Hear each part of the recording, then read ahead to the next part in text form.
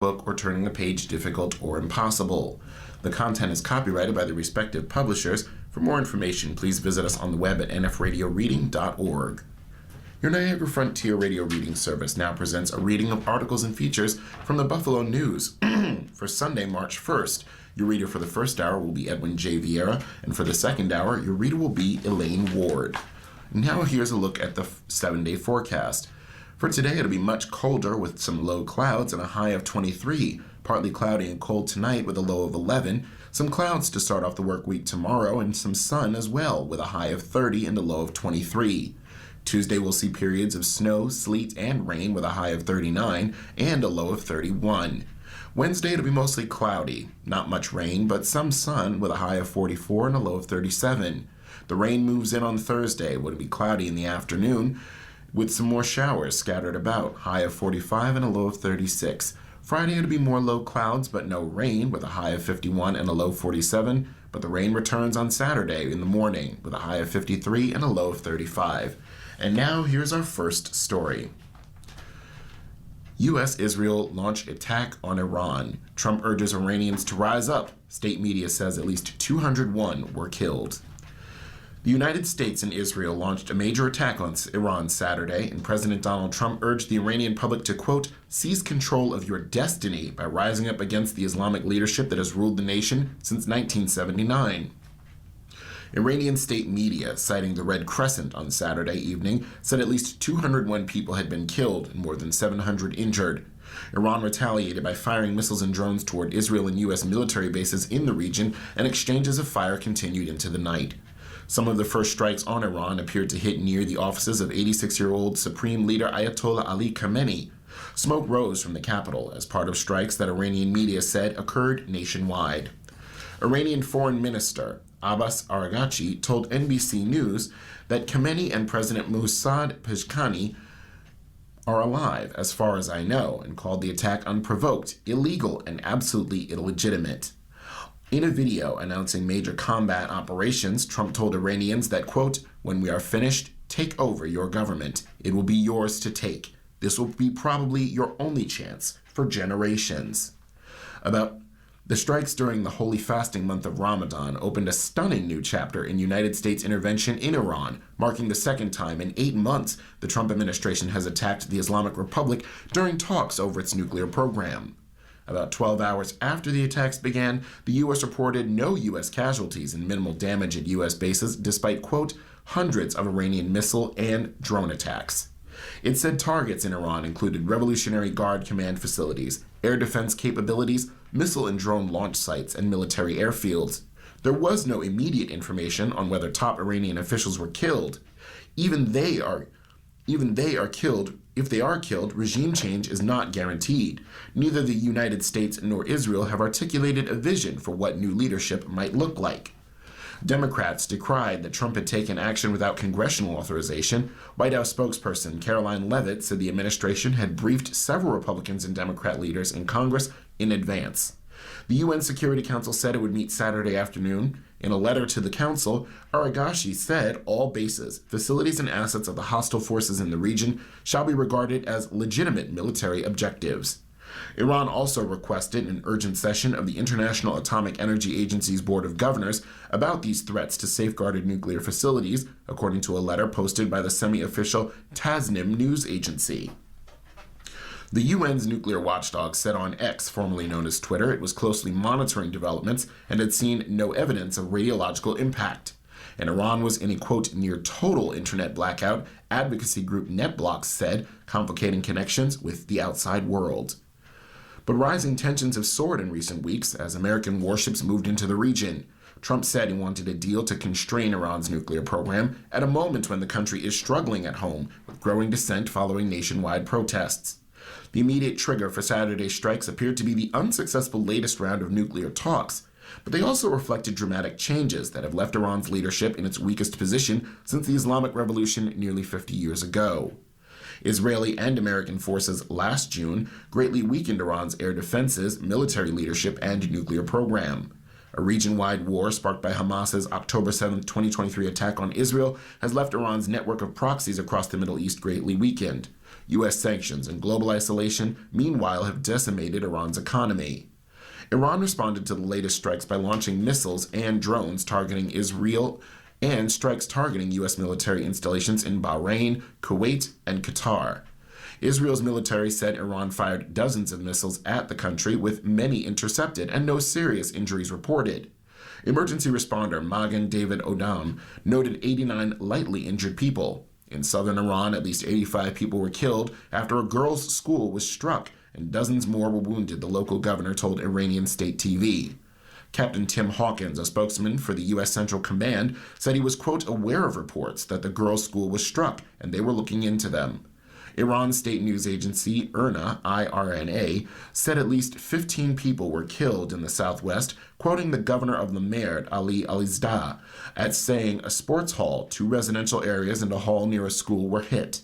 Flights across the Middle East were disrupted, and air defense fire thudded over Dubai, the United Arab Emirates' commercial capital. But it was a coordinated attack. Active and serious negotiations have yet again been undermined. Oman's foreign minister, Badir al-Busadi, a key mediator of the nuclear talks in Switzerland and Oman, said on X, "Neither the interests of the United States nor the cause of global peace are well served by this." Israel said the operation has been planned for months with the United States. Air Force pilots were striking hundreds of targets across Iran in coordination with the U.S. strikes. Israeli military chief of staff, Lieutenant General Eyal Zamir, said in a statement, "Targets in the Israeli campaign included Iran's military, symbols of government, and intelligence targets, according to an official briefed on the operation who spoke on condition of anonymity to discuss non-public information on the attack." Trump, in seeking to justify the military action, claimed Iran had continued to develop its nuclear program, despite asserting last year the program had been, quote, obliterated by an earlier round of strikes. He acknowledged Saturday that there could be American casualties, saying that often happens in war. It was a notable statement from a U.S. leader who swept into office on an America First platform and vowed to keep out of forever wars. Trump listed grievances beyond the nuclear program, saying he was aiming to annihilate the Iranian Navy and destroy regional proxies supported by Tehran. He called on the paramilitary Iranian Revolutionary Guard to lay down arms, saying members would be given immunity or face certain death if they didn't. Iran has said it hoped to avert a war, but maintained its right to enrich uranium. Its leaders did not want to discuss other issues, such as its long-range missile programs or support for armed groups like Hamas and Hezbollah. Iran has said it hasn't enriched since June, but it has blocked international inspectors from visiting the sites the U.S. bombed. Satellite photos, analyzed by the Associated Press, have shown new activity at 2 of those sites, suggesting Iran is trying to assess and potentially recover material. Trump had threatened military action but held off following Iran's recent crackdown on protests spurred by economic grievances that evolved into a nationwide anti-government push against the ruling clerics. The human rights activist news agency says it confirmed more than 7,000 deaths in the crackdown and is investigating thousands more. The government has acknowledged more than 3,000 were killed in earlier protests. More on that. World leaders express caution as fear grows over the possibility of a wider war. World leaders are reacting warily to U.S. and Israeli strikes on Iran on Saturday that triggered concerns of a broader conflict. European leaders held emergency meetings and took measures to protect their citizens in the Middle East, with key leaders calling for a negotiated settlement between Iran and the United States. Australia and Canada were more open in their support for the strikes, while Russia and China responded with criticism. Britain, France, and Germany called for a resumption of U.S.-Iran nuclear negotiations and condemned Iranian attacks on countries in the region. They did not directly comment on the U.S. and Israeli strikes to Iran. British Prime Minister Keir Starmer, French President Emmanuel Macron, and German Chancellor Friedrich Merz said in a statement their countries didn't partake in the strikes on Iran, but are in close contact with the U.S., Israel, and partners in the region. The 3 countries have led efforts to reach a negotiated solution over Iran's nuclear program. We condemn Iranian attacks on countries in the region in the strongest terms. Iran must refrain from indiscriminate military strikes. We call for a resumption of negotiations and urge the Iranian leadership to seek a negotiated solution. Ultimately, the Iranian people must be allowed to determine their future, they said.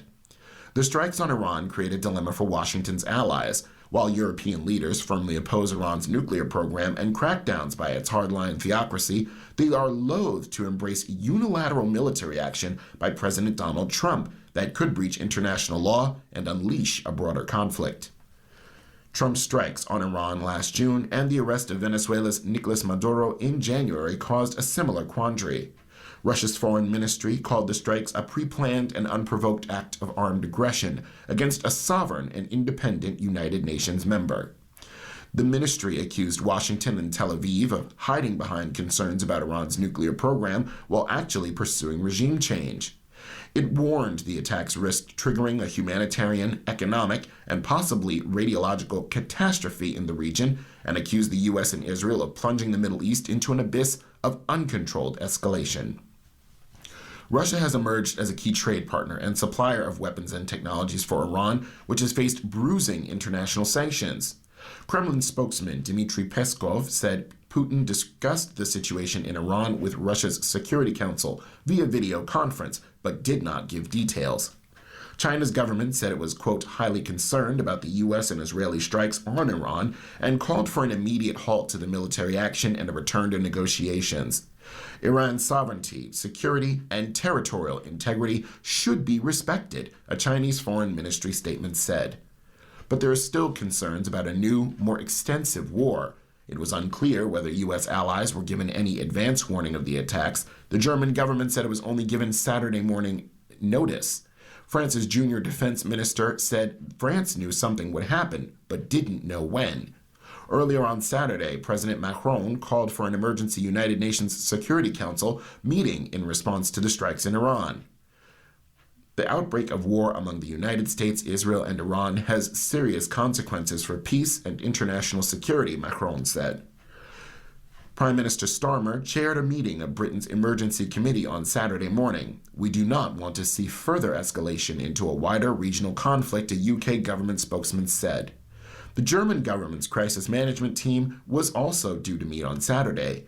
NATO is closely following developments in Iran and the region, NATO spokesperson Alison Hart said. Australian Prime Minister Anthony Albanese said his country supports the U.S. in its efforts to stop Iran from obtaining an atomic bomb. He described Iran's current leadership as a destabilizing force and noted 2 attacks on Australian soil that were blamed on Tehran. Australia in August cut off diplomatic relations with Iran and expelled its ambassador after accusing it of orchestrating 2 anti-Semitic attacks in the country. Canada, too, despite recent tensions with the U.S., expressed its support for the military actions. The Islamic Republic of Iran is the principal source of instability and terror throughout the Middle East, Prime Minister Mark Carney said. But the EU is urging diplomacy.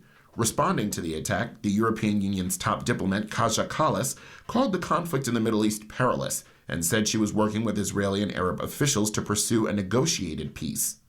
EU leaders issued a statement Saturday calling for restraint and engaging in regional diplomacy in hopes of ensuring nuclear safety. We call on all parties to exercise maximum restraint to protect civilians and to fully respect international law, said European Commission President Ursula von der Leyen and European Council President Antonio Costa. Norwegian Foreign Minister Espen Barth Eide told Norwegian broadcaster NRK that he was concerned the failure of negotiations between the U.S. and Iran meant a new, extensive war in the Middle East would happen. But some are saying it's just totally irresponsible. The Nobel Peace Prize-winning International Campaign to Abolish Nuclear Weapons condemned the strikes in harsher words. These attacks are totally irresponsible and risk provoking further escalation, as well as increasing the danger of nuclear proliferation and the use of nuclear weapons, said its executive director, Melissa Park. Malaysian Prime Minister Anwar Ibrahim also condemned Israeli strikes on Iran and accompanying U.S. military action, warning the escalating conflict has pushed the Middle East to the edge of catastrophe. Pakistan's Foreign Minister Ishaq Dar on Saturday condemned what he described as unwarranted attacks on Iran during a phone call with his Iranian counterpart, Abbas Araghchi. You're listening to a reading of today's Buffalo News on your Niagara Frontier Radio reading service. The time for our morning listeners is 9:14 a.m. For our afternoon listeners, the time is 4:14 p.m. And now on to a front page feature. Refugee's family describes depth of grief over his death. Nurul Amin Shah Alam's family was just weeks from being reunited in Buffalo when the federal government halted refugee admissions in early 2025. Shah Alam, his wife Fatima Abdul Rashid, and two of their sons resettled as refugees in Buffalo. They eagerly awaited the same arrival of three older sons, married with children of their own in Malaysia, whose immigration paperwork had been approved to join the rest of the family. The rest of the family never made it to America, though. They had to receive updates from overseas as the local Rohingya community spent 5 days searching for Shah Alam, then were relegated to videos of Shah Alam's burial Thursday at Masjid Zakaria Cemetery in Buffalo. Shah Alam's wife and sons said Saturday they were desperate to be able to grieve with the rest of their family. "I just beg all of you guys to help me reunite with my family," Abdul Rashid said. "And if only my children were here, my grandchildren were here, I want to be able to talk with them. I would be able to stand this moment, this grieving moment with them, mourning with them, sharing my pain and sharing all the things I'm going through. I have no one over here. My relatives are very far away. They don't know if they're going to the United States or not," son Faisal Amin, 24, said. "But our biggest wish, my mother's wish, my wish, is to be reunited with my brothers here so that we can have each other's shoulder to cry on." The death of Arakan Rohingya refugee, the Arakan Rohingya refugee last week drew international attention and has sparked furor toward immigration authorities locally. After his family posted bail on February 19th, Alam, age 56, who was mostly blind, had been taken from the Erie County Holding Center by U.S. Border Patrol and after several hours was dropped off at a Tim Hortons in Black Rock, several miles from his family's home in Broadway Fillmore. Multiple protests pleading for justice were slated for Niagara Square on Saturday afternoon. A leader of the New York Immigration Coalition, which led one of the rallies, described the purpose of the public gatherings. "These are injustices that we have to fight for accountability for him and his family, but also ensure change is made so no one else has to confront this," said Megan Maloney de Zaldivar, Vice President of Advocacy for the New York Immigration Coalition, or NYIC.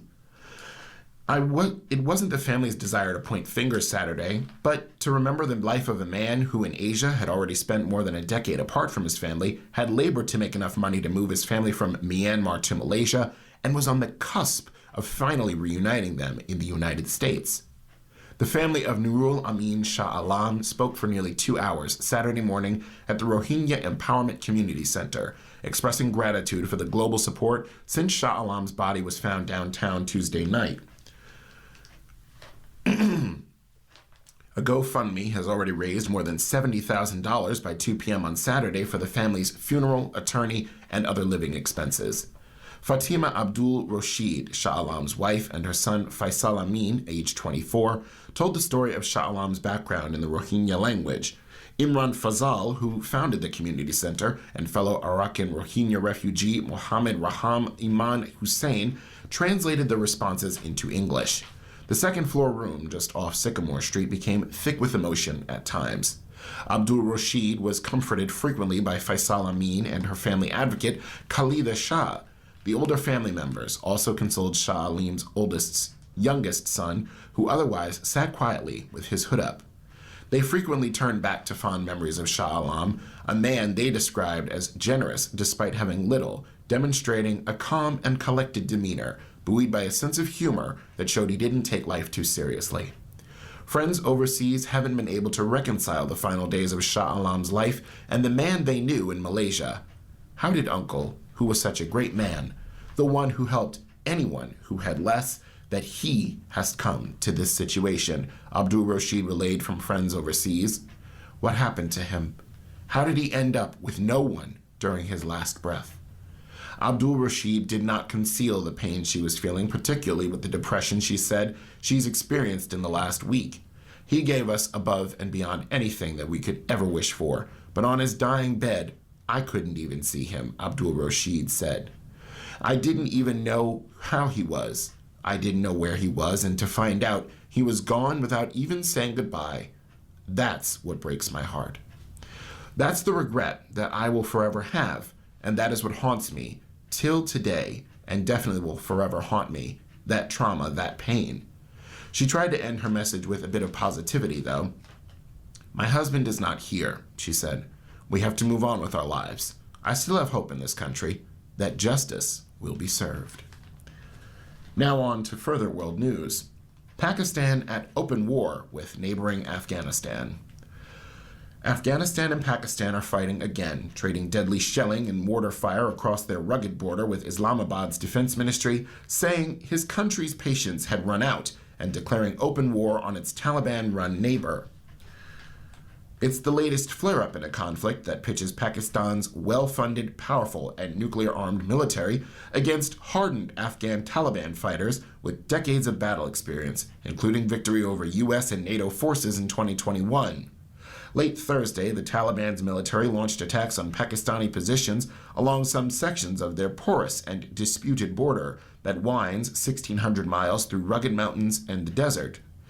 Kabul said those attacks were in retaliation for Pakistan's bombing of what it said were militant camps in Afghanistan over the previous weekend that left at least 18 people dead. In response, early Friday, Pakistan launched Ghazib-ul-Haq, or Operation Righteous Fury. Pakistani airstrikes had hit Kabul, the southeastern province of Paktia and Kandahar, considered the spiritual birthplace of the Taliban, where the group's secretive leader, Hibtullah Akhundzada, is believed to be based. The Taliban said the Pakistani attacks killed 19 civilians and injured 26 others, according to deputy spokesman Hamdullah Fitrat. Pakistan said its strikes targeted Afghan defense facilities, a significant escalation in the country's retaliation strategy. A Pakistani military spokesman claimed later on Friday that the armed forces destroyed 73 Taliban posts along the border and captured more than a dozen other positions. The two sides have reported different casualty figures. Pakistan claimed its military had 274 Afghan Taliban fighters and injured 400. Afghanistan said 13 of its soldiers had been killed and 22 wounded in Friday's attack. The Taliban government spokesman, Zabihullah Mujahid, also claimed that Afghanistan killed 55 Pakistani soldiers and captured others as its forces destroyed 19 Pakistani military posts. CNN isn't able to verify reports from the remote region where the fighting is taking place, though. Pakistan's information minister said militants from the Pakistani Taliban attempted to launch drones attacks in the northwest from within the country, which Pakistan's anti-drone system thwarted. The incidents have again exposed direct linkages between Afghan Taliban regime and terrorism in Pakistan. Pakistan's information minister Atullah Tarar said. Tarar lambasted the Afghanistan Taliban as an illegitimate regime in a later statement Friday and claimed it actively sponsors cross-border terrorism, institutionalizes slavery, and orchestrates the systemic erasure of women and minorities. Afghanistan's Mujahid said on Friday, "We have always repeatedly emphasized a peaceful solution and still want to find a solution through dialogue." The State Department expressed support for Pakistan's right to defend itself against Taliban attacks, Undersecretary for Political Affairs Alison Hooker said on social media. But it's a complicated history. Despite sharing close economic ties and cultural ties, the two countries have a complicated history. Last October, they fought their deadliest conflict in years with a fragile ceasefire in place since then. After the Afghan Taliban was ousted from power by NATO forces in 2001 for sheltering the perpetrators of the 9/11 attacks, Pakistan became one of its main backers. Its fighters found shelter in Pakistan and support for their subsequent insurgency against the U.S.-backed Afghan government in what became the longest war in U.S. history. But since the Taliban's ultimate victory in that war following the chaotic U.S. withdrawal and their return to power in Kabul, Pakistan has faced a surge in Islamist violence. Islamabad blames Pakistani Taliban militants, also known as Tehreek-e-Taliban Pakistan, or TTP, for much of that violence, and accuses Kabul of giving them shelter on its territory. Kabul has denied an alliance with the Pakistani Taliban, but on Friday, the militant group's chief Mufti Noor Wali Murshid appeared to confirm it. Murshid urged the TTP's militants to take revenge for Pakistan's invasion of Afghanistan. Many of those attacks are carried out with U.S. weapons left behind during the withdrawal. More than 1,200 people, including military and civilians, were killed in militant attacks across the country in 2025, according to data shared with CNN by the Pakistani military. That's double the number recorded in 2021 when the U.S. retreated from Kabul and the Afghan Taliban had returned to power. In war-torn Sudan, workers in charity kitchens are at risk. Inas Arbab fled Sudan's western region of Darfur after her hometown fell in Sudanese paramilitary forces, taking only her year-old son with her and the memory of her father who was killed, she said, simply for working at a charity kitchen, serving people displaced by the fighting. The Rapid Support Forces, or RSF, a paramilitary group that has been at war with the Sudanese army since April of 2023, had laid siege on El Fasher in the western Darfur region, starving people out before it overran the city. UN officials are saying thousands of civilians were killed by the RSF takeover of El Fasher last October. Only 40% of the city's 260,000 residents managed to flee the onslaught, thousands of whom were wounded, the officials said. The fate of the rest remains unknown. During the fighting, Arbab said RSF fighters took her father, Mohammed Arbab, from their home after beating him in front of the family and demanded a ransom. When the family couldn't pay, they told them they'd killed him, she says. To this day, the family doesn't even know where his body is. When her husband disappeared a month later, Inas Arbab decided to flee to the north, to Egypt. We couldn't stay in El Fasher, she said. It was no longer safe. There was no food or water. Her father was one of more than 100 charity kitchen workers who've been killed since the war began, according to workers who spoke with the Associated Press and the Aid Workers Security Database, a group tracking major incidents across the world impacting aid workers. In areas of intense fighting, especially in Darfur, famine is spreading and food and basic supplies are scarce. The community-led public kitchens have become a lifeline, but many workers there have been abducted, robbed, arrested, beaten, or killed. And there are grim numbers in this brutal conflict. Volunteer Salah Samsaya with the Emergency Response Rooms, a group that emerged as a local initiative and now operates in 13 provinces across Sudan with 26,000 volunteers, acknowledges the dangers faced by workers in charity kitchens. The real number of workers killed is likely far higher than the estimated 100, he says. But the war has prevented reliable data collection and record keeping. Samsaya shared records showing that 57% of the documented killings of charity kitchen workers occurred in Khartoum, mainly while the Sudanese capital was under RSF control before the army retook it last March. At least 21% of the killings were in Darfur. More than 50 of those killed in Khartoum worked with his group, Samsaya said. Sudan's war erupted after tensions between the army and the RSF escalated into fighting that began in Khartoum and spread nationwide, killing thousands and triggering mass displacement disease outbreaks and severe food insecurity. Aid workers were frequently targeted. Dan Tengo, communications chief at the UN Office for Humanitarian Affairs, says it's unclear whether charity kitchen workers are targeted because of the work they do or because of their perceived affiliation with one side or another in the war. The kitchen workers are prominent in their communities because of the work they do, making them obvious targets, activists say. Ransom demands typically range from $2,000 to $5,000, often rising once families make initial payments. A clear deterioration in the security context has significantly affected local communities, including volunteers supporting community kitchens, Tango said. Kitchen workers face risks, though.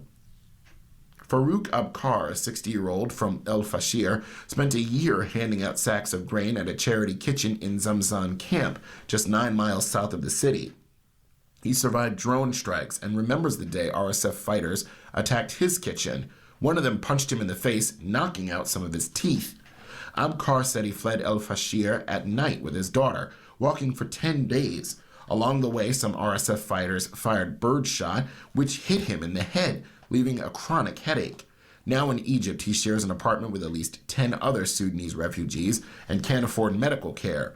The harrowing images from his hometown still haunt him. Many things happened in El-Fashir, he said. There was death. There was starvation. Mustafa Katir, a 28-year-old kitchen worker, fled with his pregnant wife to Egypt a few days before El-Fashir fell to the RSF. During the 18-month siege, some El-Fashir residents collaborated with the RSF, telling the paramilitary fighters who the kitchen workers are, Katir said, and many disappeared. They would take you to an area where there is a dry riverbed and kill you there, Katir said. A volunteer worker with Simsaya's aid group in Darfur said some of his colleagues were beaten, arrested, and interrogated, with their attackers accusing them of receiving illicit funds for the kitchen. The volunteers spoke on condition of anonymity. Despite the challenges, many charity kitchens remain the only reliable source of food in areas gripped by conflict, and a place people can come to give each other support, Simsaya said. You're listening to a reading of today's Buffalo News on your Niagara Frontier radio reading service. The time for our morning listeners is 9:31 a.m. For our afternoon listeners, the time is 4:31 p.m. Now on to national news. Federal judge extends order on Minnesota refugee protection. Minneapolis. A federal judge has extended an order protecting refugees in Minnesota who are lawfully in the U.S. from being arrested and deported, saying the Trump administration policy turns the American dream into a dystopian nightmare. U.S. District Judge John Tunham on Friday granted a motion by advocates for refugees to convert a temporary restraining order he'd issued in January into a more permanent preliminary injunction while the case develops further. The order applies only in Minnesota, but the implications of a new national policy on refugees that the Department of Homeland Security announced February 18th were a major part of the discussion at a hearing held by the judge the next day. Minnesota's refugees can now live their lives without fear their government will snatch them off the street and imprison them far from loved ones, Kimberly Grano, an attorney with the International Refugee Assistance Project, told the Associated Press. The Trump administration asserts it has the right to arrest potentially tens of thousands of refugees across the U.S. who enter the country legally but don't yet have green cards. A new Homeland Security memo interprets immigration law to say refugees applying for green cards must return to federal custody 1 year after they were admitted to the U.S., so their applications can be reviewed. The judge expressed, however, disbelief in a 66-page opinion. This court will not allow federal authorities to use a new and erroneous statutory interpretation to terrorize refugees who immigrated to this country under the promise they would be welcomed and allowed to live in peace, far from the persecution they fled, Tunhim said. He said the U.S. decades ago promised refugees fleeing persecution they could build a new life after rigorous background checks. The government's new policy. We promised them the hope that one day they could achieve the American dream, Tunhim said. The government's new policy breaks that promise without congressional authorization and raises serious constitutional concerns. The new policy turns the refugees' American dream into a dystopian nightmare. Homeland Security and U.S. Citizenship and Immigration Services said in a statement Friday night that the ruling was yet another lawless and activist order from a federal judge, and that the Trump administration expected to be vindicated in court.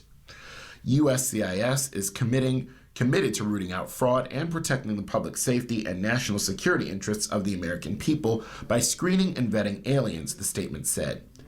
Justice Department Attorney Brantley Mayers said during a court hearing last week the government should have the right to arrest refugees 1 year after entering the U.S., but he also indicated that would not always happen. The judge noted one refugee in the case, identified as D. Doe, was arrested in January after being told that someone had struck his car. He was immediately flown to Texas, where he was interrogated about his refugee status. He was kept in shackles and handcuffs for 16 hours. D. Doe was ultimately released on the streets of Texas, left to find his own way back to Minnesota, Tunhim said. Pentagon shunning more high-profile schools. The Pentagon will forbid members of the military from attending Columbia, Yale, Brown, and other universities starting next school year amid a campaign to cut ties with institutions Defense Secretary Pete Hegseth called factories of anti-American resentment. Hegseth announced the policy in a video posted to social media on Friday, 3 weeks after he said the military was cutting ties with Harvard University. Without citing evidence, Hegseth said the universities became breeding grounds of toxic indoctrination that undermine military values. For decades, the Ivy League and similar institutions have gorged themselves on a trust fund of American taxpayer dollars, only to become factories of anti-American resentment and military disdain, he said. They've replaced the study of victory and pragmatic realism with the promotion of wokeness and weakness. Hegseth said the ban applies to Columbia, Princeton, Brown, and Yale, the Massachusetts Institute of Technology, and many others, without elaborating. He called for, quote, complete and immediate cancellation of all Department of War attendance, though it was not clear how broadly it would be applied. A message seeking further details was not immediately answered by the Pentagon. As of Friday, Columbia, Brown, MIT, and Harvard were still listed as eligible institutions in a Pentagon database for its tuition assistance program, which covers the full cost of tuition for active duty personnel. Harvard had 39 participants in 2023, according to the most recent data, while Columbia had 9 and MIT had 2.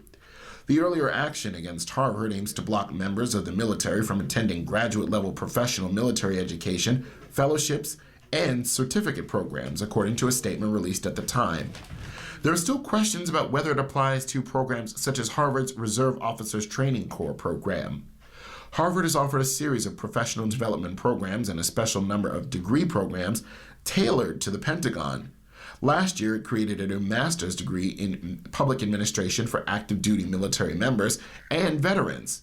Hegseth earned a master's from Harvard, but symbolically returned his diploma in a 2022 Fox News segment. The military offers its officers a variety of opportunities to get graduate-level education, both at war colleges run by the military as well as civilian institutions like Harvard. Campuses across the Ivy League have been a favorite target of President Trump, who accuses them of being, quote, overrun by woke ideology. His administration has cut billions of dollars in research funding and attempted a number of other sanctions against the universities, often as part of investigations into allegations that officials tolerated anti-Semitism on campus. Hegseth's announcement is a rebuke to universities that had appeared to have reached a truce with the administration in recent months.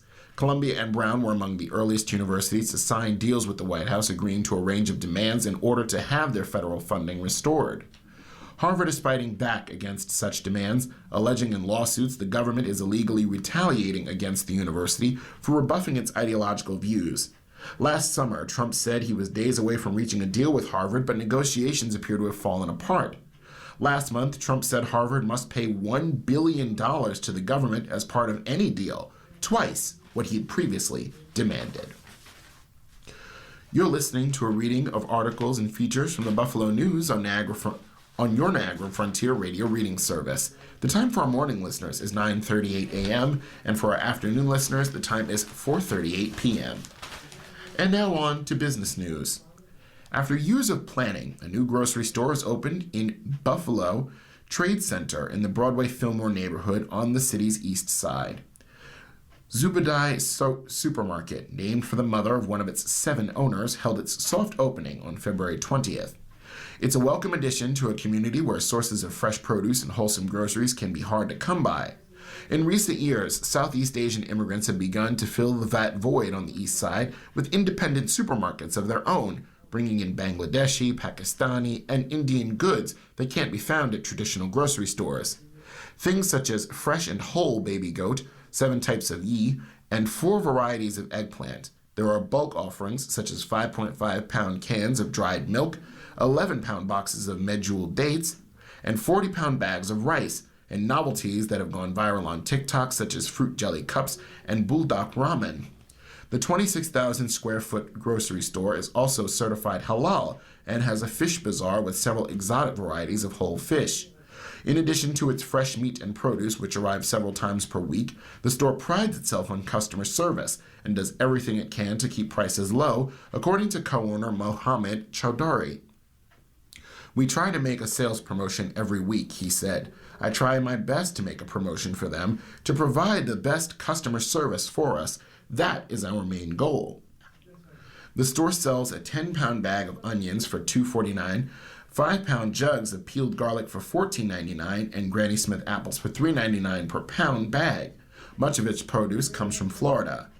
Zubadai also takes bill payment, does money transfers, and hosts a travel agency. It's a one-stop shop, Chowdhury said. A small halal meat shop down the street, also called Zubadai, owned by the same group, had been closed and consolidated into the supermarket. Next door, but under the same roof as Buffalo Trade Center, is an indoor bazaar and community hub with 30 stalls where entrepreneurs test their retail businesses, many with imported goods that appeal to the center's many Bangladeshi neighbors. We open a business not only to make money, Chowdhury said. We try to give community service to help people. Noble Root Wine and Spirits closes.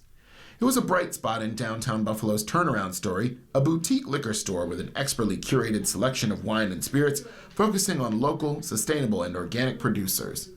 Located at 515 Main Street, it was right in the heart of downtown on a stretch that was filling in with other businesses the city hoped would attract new residents and create a more vibrant downtown economy. Now it's gone dark. It's no secret Noble Root Wine and Spirits has faced a challenging road, owner Kyle McGinty wrote on Facebook. After more than 5 years in business, I've made the tough decision to close the shop. In October, emergency structural repairs to the store's Douglas Development-owned building forced the business to temporarily close abruptly. McGinty cited the building's issues as a factor in his decision to close. The demand for wine and spirits has softened in recent years, partly due to the popularity of canned cocktails and legal cannabis. Downtown Buffalo foot traffic has continued to decline. Our building has deteriorated, and the overall market of wine and spirits has become increasingly difficult, he wrote. PETA ads resurface at Walden Galleria. Animal rights organization PETA bought ad space in the Walden Galleria a couple months back as part of an anti-wool and anti-leather campaign, but the ads were pulled, and PETA said it was told by the mall that they were taken down because it didn't want to de-influence customers from shopping with mall tenants. Now the ads have reappeared to the mall and the front of the mall's property on Walden Avenue. They'll run until Sunday today. If businesses are worried a simple reminder cows and sheep feel pain will drive shoppers away, the solution's obvious. They should ditch leather and wool and switch to kinder vegan products, PETA President Tracy Riemann said in a statement. PETA also put up ads at Crossgates Mall in Albany, another owned by Pyramid Management Group, which also removed messaging from PETA's latest animal rights campaign. We displayed our anti-leather, anti-wool ads in malls operated by Pyramid Management Groups because these are popular shopping centers across New York State, and our goal was to reach many shoppers as possible during the holiday season, PETA spokesperson Nicole Pereira said.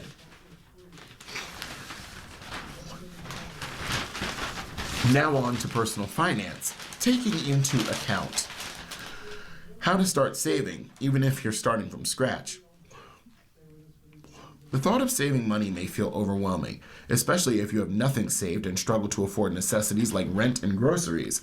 If you don't have a healthy emergency fund, you're not alone, and recent Bankrate surveys found that only 30% of Americans would pay a $1,000 emergency expense from savings. Other survey respondents said they'd go into debt to afford such an expense through credit cards or personal loans. We won't pretend saving's easy, but here are some practical steps that you can take to get started. Set clear savings goals. The key to successful saving is knowing what you're saving for, whether it's an emergency fund or down payment on a house or dream vacation. Having specific goals can keep you motivated and on track. Start by deciding your goals, giving them names, such as new car or wedding, and setting deadlines for when you want to achieve them. Then calculate how much you need to save each month to reach your target amount by your deadline. Your first goal should be to save for emergencies, whether you're hit with a curveball in the form of a car repair, a medical bill, or job loss. Having an emergency fund with 3 to 6 months of living expenses can help you weather financial storms without going into costly debt. Number 2, create a budget that works for you. At its core, a budget is simply a plan for making sure you're spending less than you earn. In addition to helping you pay your bills on time and cover essential expenses, a budget can help you accomplish things like saving money and paying down debt. The key is finding a budgeting method that works for your lifestyle and personality. Popular methods include the 50-30-20 budget. To make this budget, you set aside 50% of your income to needs, 30% to wants, 20% to savings. or the zero-based budget. This method assigns a purpose to every dollar of your take-home pay, which can include a category for savings. Whatever budgeting strategy you choose to follow, it'll involve tracking where your money goes each month. This gives you the chance to find areas to cut spending. A digital budgeting app such as YNAB, or Rocket Money can come in handy by tracking your spending and saving automatically. Tackle high-interest debt. While it may not feel like paying off debt is helping you save, eliminating interest charges from carrying a balance can free up money toward your goal. According to a recent Bankrate survey, nearly half of American credit card holders carry a balance from month to month, with the average APR just 20%. Let's say you have a $5,000 credit card balance with a 20% APR. Even if you pay $300 every month, you'll end up paying an extra $906 in interest before reaching a zero balance. That's money that could be going into your savings instead. Automate your savings. Set up recurring transfers from your checking account to your savings account each payday. Many banks also offer tools like roundup programs, which automatically round your debit card purchases to the nearest dollar and transfer the spare change to your savings. Over time, those small amounts can really add up.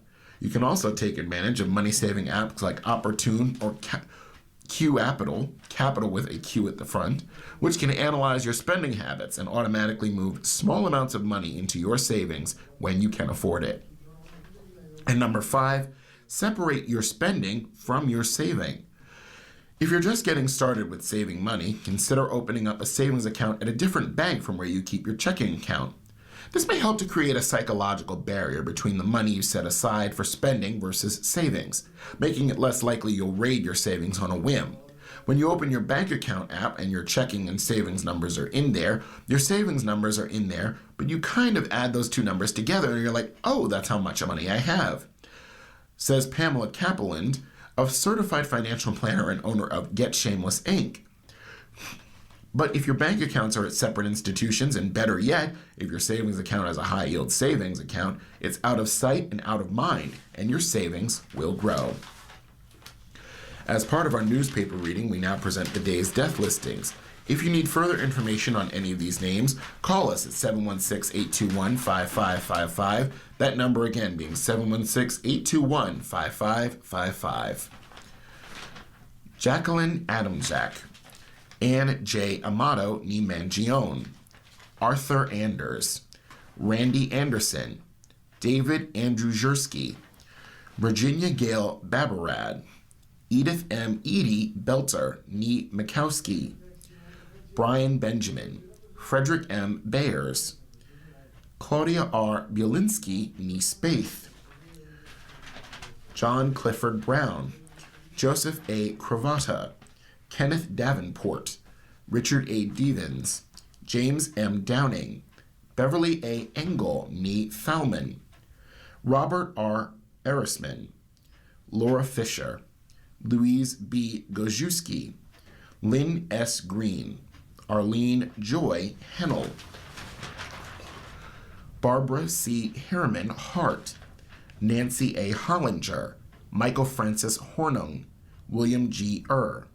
Amy Catherine Johnson, Christine Carpy, Kenneth Kozin, Kathleen Kowalewski ni Gerst, Annette Elizabeth Lane, Giuseppe Marchesi, Robert Marenka, Jeffrey F. McNamara, Nancy S. Michaels, Josephine P. Miller ni Glowacki, Lois L. Miller, Sharon Mullins, Mary Mustarella, Russell Nugent Jr., Kevin C. O'Brien, Claire A. Owens, Kevin M. Post, John H. Russell, Lisa Sabers, Donald C. Sayre, Hosa L. Sanders, Alvin J. Schuster, Timothy Jack Scioli, Francis Seaton, Frank B. Silvestro, Judith P. Speller, ni Pelson, David Miller Spink, Tracy Strickland ni Harris, Marcella Marcy Weich ni Donahue, Malcolm Williamson, Jimmy Paragon Wong, George Wood, Linda B. Yanello ni Battistella. If you need further information on any of these names, please call us again at 716-821-5555. That number again being 716-821-5555. And now on to today's horoscopes. It's Royal Stars from Georgia Nichols. Happy birthday for Sunday, March 1st, 2026. You're imaginative, sensitive, and thoughtful. You're easygoing, charming, and poised appeal to others. This year holds exciting changes and increased personal freedom. The stars show the kind of day you'll have, with 5 being dynamic, 4 being positive, 3 being average, 2 being so-so, and 1 is just difficult. For Aries, you're having a 4-star day. This is a pleasant, playful day because you're in harmony with yourself. Therefore, you can do whatever you want to do. It's your choice. Tonight, choose play. For Taurus, you're having a 3-star day. Today, you'll feel happiest if you can relax at home among familiar surroundings. A conversation with a parent could be significant. You might want to entertain. Tonight, cocoon. Gemini, a 4-star day. This is a good day to stop and take stock. Give yourself some breathing space. People admire you now, which is something you can use to your advantage. Tonight, discussions. For Cancer, a 3-star day. Enjoy talking to people from different backgrounds today because philosophical revelations and religious beliefs will intrigue you. Tonight, check your belongings. Leo, a 4-star day. Your good fortune is strong today because with the moon in your sign, you're a bit luckier than the others. Test this out by asking for permission. Tonight, you're in charge. For Virgo, a 3-star day. Although you want to be low-key, a gaggle of planets opposite your sign are encouraging you to interact with others, especially spouses, partners, and close friends. Tonight, consider privacy. For Libra, a 4-star day. You like to schmooze with others because you're a sociable sign. Today, interactions with a friend, probably a female, will please you. Tonight, friendships. For Scorpio, a 3-star day. People notice you today. In fact, some will know personal details about your private life. Meanwhile, you're in the mood to play. Tonight, be modest. For Sagittarius, a 4-star day. You're the traveler of the zodiac, and today you need to get out of Dodge. You need adventure. If you can't travel, then be a tourist in your own town. Tonight, learn.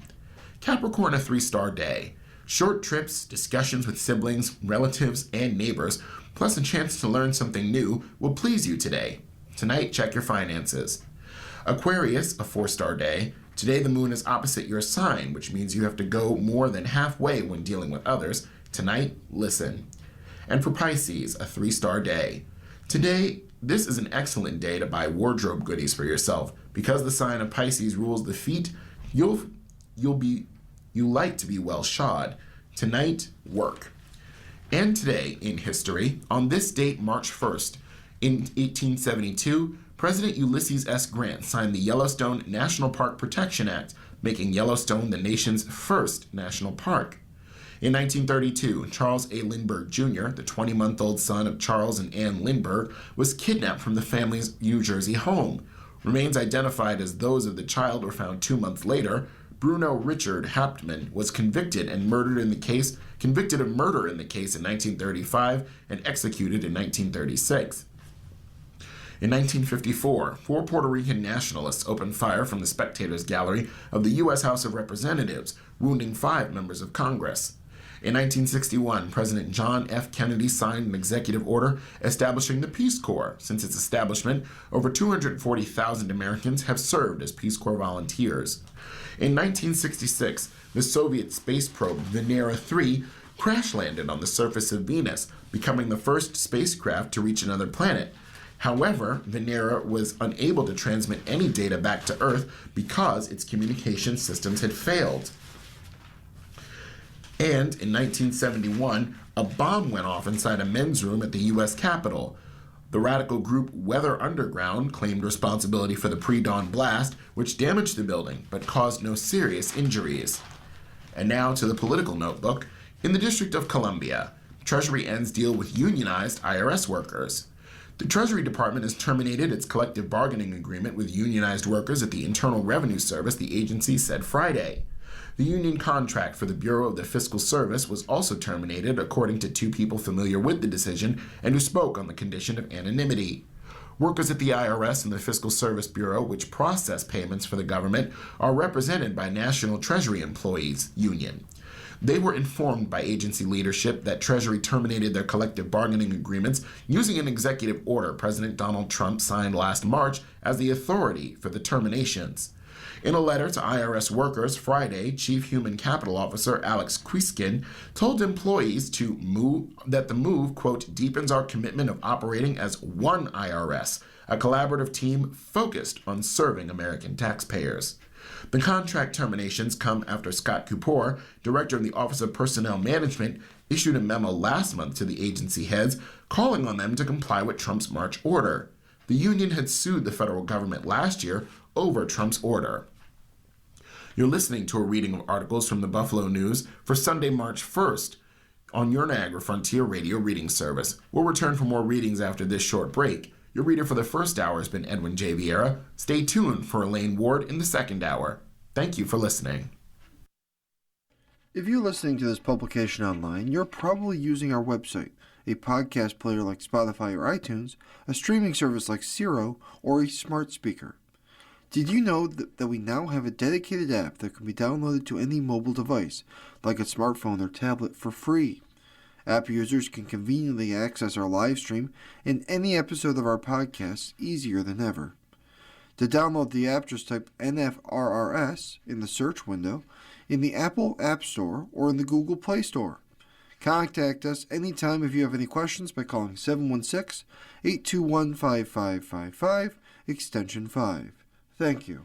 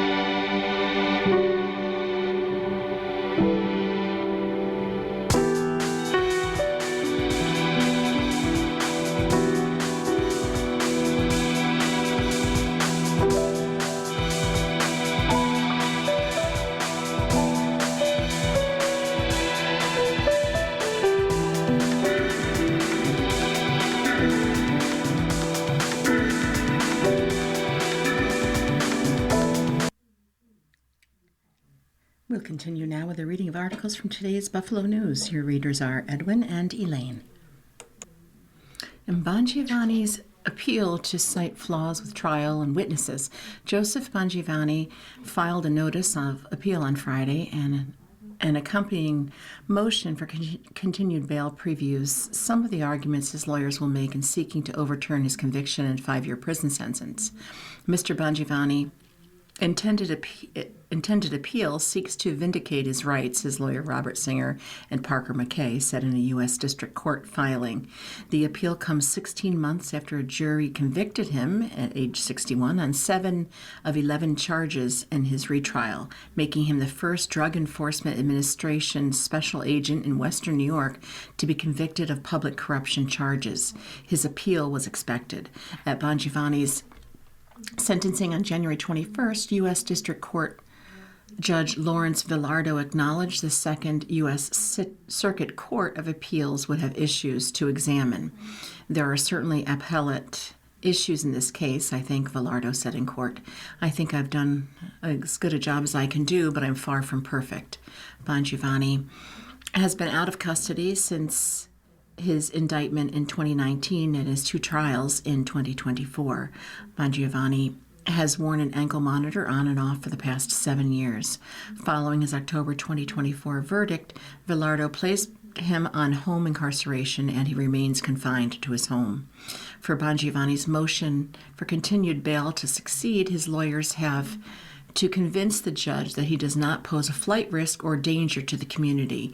He has had no violations of his conditions of release since conditions were first imposed in 2019, his lawyers noted in their filing on Friday. There's no reason to believe his compliance with continuing conditions will be any different than his record of past performance. Beyond that, his lawyers must convince the judge that the appeal raises a substantial question of law or fact likely to result in reversal, not simply filed to stall going to prison. Here are some of the issues McKay and Singer are counting on in the former agent's appeal. Organized crime references. Throughout his trials, the government's proof increasingly crept into the realm of extensive discussion of Italian organized crime background and connection, according to his lawyers. Exceedingly minor figures in the trial were repeatedly painted as having supposed organized crime connections as well as unsubstantiated connections to him. The government's sweeping pretrial claims of organized crime involvement also tainted the trial, the lawyers added. As if to demonstrate the cumulative negative effect on the jury inquired during the retrial about juror escorts to their vehicles in the event of a verdict for the purpose of safety, the bail motion states. Chilled witnesses. The government's intimidation tactics chilled Bongiovanni's access to favorable witnesses, according to his lawyers. The government sent letters to several DEA agents in the Buffalo office informing them that their actions were being investigated. Nearly all of these potential witnesses, like other law enforcement witnesses the defense reached out to, relayed an affinity for Mr. Bongiovanni, but a complete unwillingness to become involved in the matter due to threat and cost of government investigation and prosecution. Singer and McKay wrote in their filing. Prosecutors also put current and former DEA agents on its witness list, but then declined to call them, functionally chilling Mr. Bongiovanni's ability to call them at trial or seek favorable information from them. Correctly charged. Among his convictions, Bongiovanni was found guilty of conspiring to defraud the United States by using his position as a DEA special agent to shield the Ronald Sirio drug trafficking organization from investigations. But jurors acquitted Bongiovanni on one count that specifically accused him of accepting more than $250,000 in bribes from the drug deals reportedly associated with organized crime. Villardo did not believe Bongiovanni was guilty of accepting bribes either, and that accounted for the judges rejecting the government's request for a 15-year prison sentence. Had I found, or had the jury found, that the defendant was guilty of bribery, the sentence would have been different, Villardo said. But the structure of the defraud charge spoke to a scheme in which Mr. Bongiovanni allegedly solicited and accepted bribes, according to the bail motion. The charging and presentation to the jury accordingly made it impossible to draw out what acts or omissions allegedly violated some generic duty owed to the United States that would support a conviction in the absence of bribery. The court's comments at sentencing spoke to this problem. Scope of narcotics conspiracy. Defense lawyers said the narcotics conspiracy charge in the indictment did not contemplate a conspiracy between just Bongiovanni and Luis Selva, a friend of his since childhood, who testified he arranged the bribes with Bongiovanni.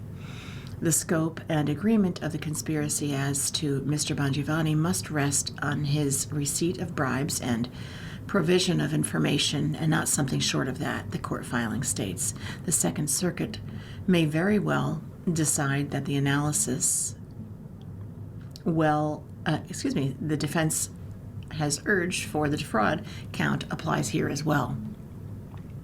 Witnesses treated as experts. Bongiovanni's lawyers repeatedly objected at trial to the government's law enforcement witnesses summoned to testify about the facts in the case, testifying as to their expert opinions about Bongiovanni's work and actions. These witnesses commented on whether Bongiovanni's actions matched accepted norms and practice, and whether they would act the same way based on their training and experience as DEA agents. This led to a parade of credentialed witnesses who came before the jury, testified in depth about their roles in the case and personal interactions with Mr. Bongiovanni, and then purported to judge the propriety of his actions as experienced law enforcement experts. The defense lawyer said, "This mixing of roles violates second court law." Government response. The judge has given prosecutors 2 weeks to respond to Bongiovanni's bail motion. The defense lawyers will have a chance to reply to the government's response, and then Velardo will schedule an oral argument before deciding whether to allow Bongiovanni to remain out of custody during his appeal. The jury in Bongiovanni's 2-month retrial in 2024 convicted him of conspiring to distribute drugs, making a false statement, conspiring to defraud the United States, and obstruction of justice.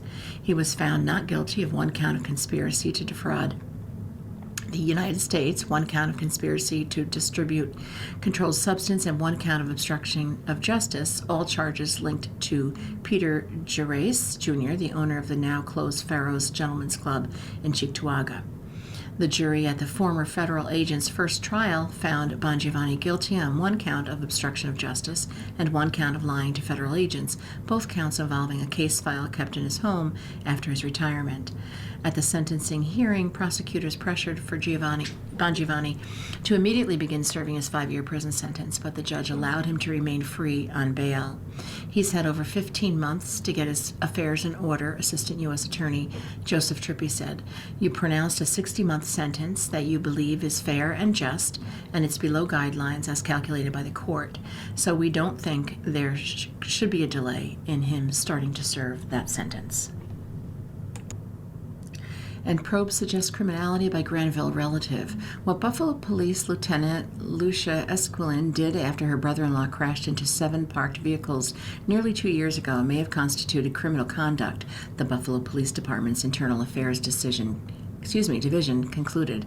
Esquilin, sister-in-law of Daniel D.J. Granville, the chief of narcotics for the Erie County Sheriff's Office, took action that could qualify as felony and misdemeanor crimes: tampering with evidence, official misconduct, and obstruction of governmental administration, internal investigators found. Those conclusions became public with the release of thousands of pages of internal affairs documents by Mayor Sean Ryan's administration on Thursday. Esquilin, who was demoted by the department, was not criminally charged by a special prosecutor on the case. She and 4 other officers who responded to the scene answered questions from Internal Affairs, but only Esquilin spoke with the special prosecutor. while police leaders continued to defend how the Granville investigation was handled and agreed with the decision to not charge anyone else criminally, Mayor Sean Ryan has been critical, and others say it was a violation of the public trust. You can't have the people who are supposed to be the ones testifying under oath to get people to go to jail. You can't have those people have such a disregard for the law, a cavalier disregard for the law, and let them continue in their jobs, said Gene Vanel, an Erie County legislator and civil rights attorney. Esquilin went to the scene on Buffalo's west side late on April 11th, 2024, and took Granville away before the primary officer on the call saw or spoke to him, Buffalo's internal investigations found. Esquilin also had another officer get Granville's county-owned pickup truck towed from the scene before the primary officer could observe it. She told Officer Thomas Karbowski, the primary officer on call, who was also the lead investigatory officer, to begin his investigation near the first crash scene, which was about a half mile from the end point where Granville and his vehicle were, while she went directly to Granville according to the charges. She put Granville into the passenger seat of her patrol vehicle and drove him away. That night, Esquilin called other officers and law enforcement officials in the Buffalo Police Department and Erie County Sheriff's Office. Granville was initially charged with driving the wrong way down a one-way street. Later, he faced 3 counts of leaving the scene of a crash without reporting it. He eventually pleaded guilty to misdemeanor reckless driving and 1 count of leaving the scene, the latter of which is a traffic citation. In a 42-page document outlining 19 internal charges against Esquilin, the Internal Affairs Division charged that her actions violated departmental policy, but more consequentially may have constituted crimes. These actions resulted in the submission of an incomplete and inaccurate official accident report and may constitute intention to suppress material information by act of concealment, as contemplated under New York Penal Law 215.402, tampering with physical evidence, the charges read. Esquilin's actions may constitute a violation of New York Penal Law 195 or official misconduct, in that Lieutenant Esquilin, while acting as a public servant and with intent to obtain a benefit and or deprive another person, included the public and the department of a benefit, committing acts relating to her office that constitute an unauthorized exercise of her official functions, knowing such acts were unauthorized and or knowingly refrained from performing duties imposed upon her by law and clearly inherent in the nature of her office. Investigators continued. Lieutenant Esquilin's actions, as described above, may constitute conduct that interfered with a public servant's ability to perform an official function by preventing the assigned primary officer from obtaining necessary information required to complete a lawful and accurate accident investigation, as contemplated under New York Penal Law 195.05, obstructing governmental administration in the second degree. Esquilin was demoted by the department to detective sergeant on December 30th. Rodney Personius, Esquilin's attorney, said it would be unfair to mention the conclusions by Internal Affairs without the appropriate context. This is an unreviewed kitchen sink set of non-evidentiary allegations, he said. The guiding acronym is CYA. We also know that later conducted investigation in Niagara County verified there was no criminality, none, nor was any of this on the table when IA, Internal Affairs, and Lucia resolved the matter. Niagara County District Attorney Brian Seaman said he was unavailable to comment. Buffalo Police Benevolent Association President John Davidson, head of the union that represents Esquilin and the other 4 officers, rejected the conclusions about potential criminality by Internal Affairs. No crimes were committed whatsoever, Davidson said. When asked for comment on the Internal Affairs conclusions, Interim Buffalo Police Commissioner Craig Macy's office referred questions to Seaman.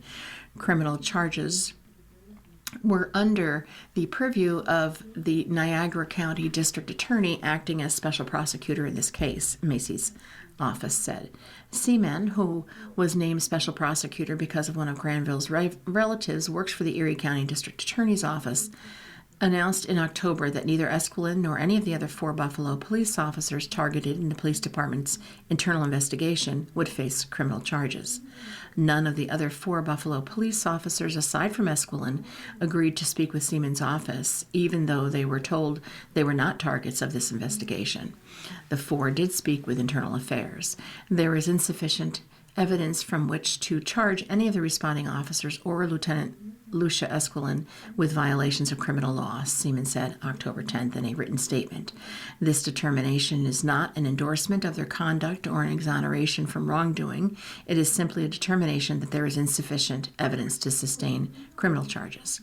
The only Buffalo police officer who spoke with Niagara County investigators was Esquilin, who agreed to sit down for questioning in October, 2 months after the criminal case against Granville concluded.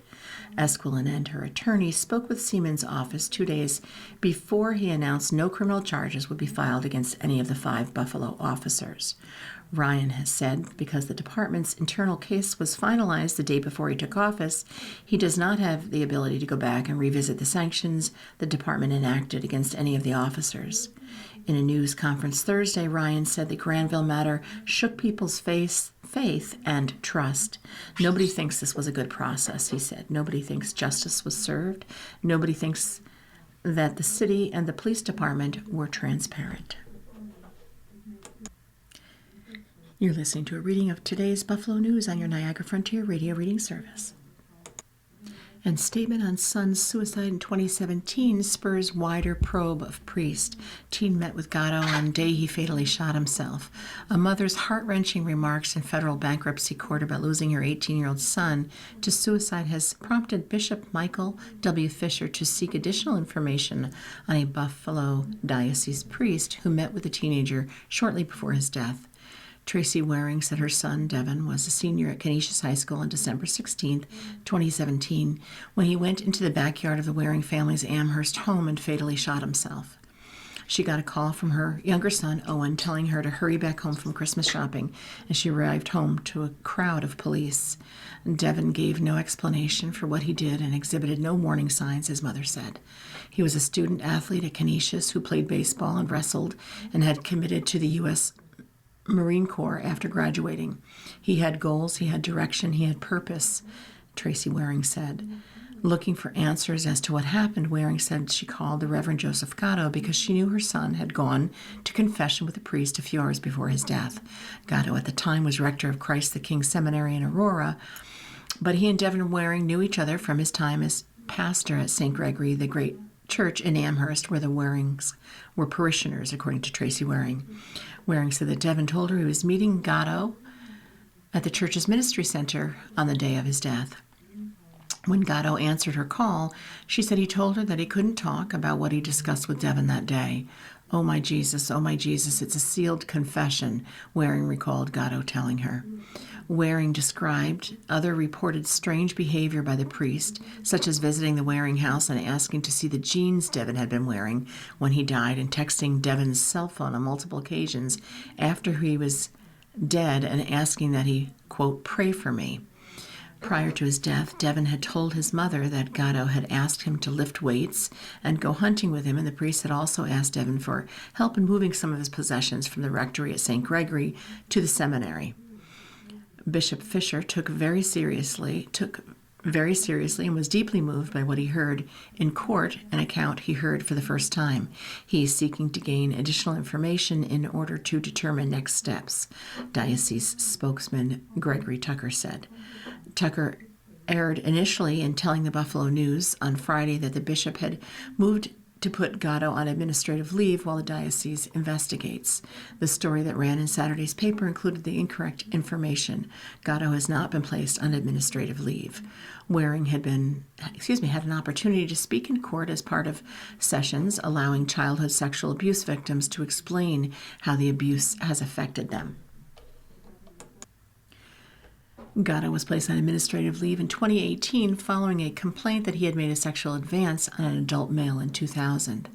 Gatto denied the claim, which was made by a local man in an interview with WKBW-TV.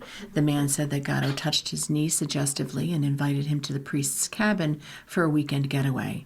Gatto was not accused of misconduct involving minors. A review board determined that improper conduct by Gatto did not rise to a level that would require his removal from active ministry, and he was allowed to return to parish work. For Waring, all those factors taken together have led to unanswered questions about why her son did what he did. She acknowledged in her statement that in a subsequent interview with the News that she has no proof Gatto did anything that would have influenced Devon's decision. What I do have is a mother's instinct, she said, adding that in her heart she believes something must have happened between them. This was not the story that was supposed to be written for Devon, she said. Instead of planning a graduation party, I planned a funeral.